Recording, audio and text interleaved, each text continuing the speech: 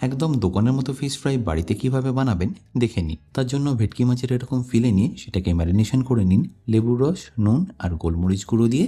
এরপর একটা মিক্সি জারের মধ্যে নিয়ে নিন পেঁয়াজ, কাঁচা লঙ্কা, আদা, কয়েকটা রসুনের কোয়া, তারই সাথে লাগবে ধনেপাতা, কালো নুন, অল্প একটু ভাজা জিরে গুঁড়ো, এছাড়াও স্বাদ মতো নুন, সাথে একটু গরম মশলা, চিনি আর লেবুর রস। তারপর সবশেষে অল্প একটু তেল দিয়ে রেখে ভালো করে একটা স্মুথ পেস্ট বানিয়ে নিন। এবার এই পেস্ট একটা বাটিতে ট্রান্সফার করে তার মধ্যে দিয়ে দিন ডিম আর বাইন্ডিং এর জন্য ময়দা। এরপর মাছগুলো এর সাথে ভালো করে মাখিয়ে নিয়ে ফ্রিজের মধ্যে রেখে দিন 1 ঘন্টার জন্য। তারপর একটা পাত্রে ডিম ভেঙে নিয়ে তাতে দিয়ে দিন নুন আর গোলমরিচ গুঁড়ো।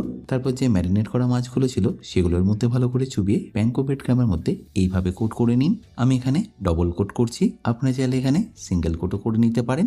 তারপরে এইভাবে শেপ দিয়ে দিলেই ফিশ ফ্রাই কিন্তু রেডি। আপনারা এই প্যানকো ব্রেড ক্রামের জায়গায় আমরা যে বিস্কুটের গুঁড়ো ব্যবহার করি সেটা দিয়ে ওটা করে নিতে পারেন। ব্যাস এবার ভালো করে ফ্রাই করে নিলে আপনাদের দোকানের মতো ফিশ ফ্রাই কিন্তু পারফেক্টলি রেডি।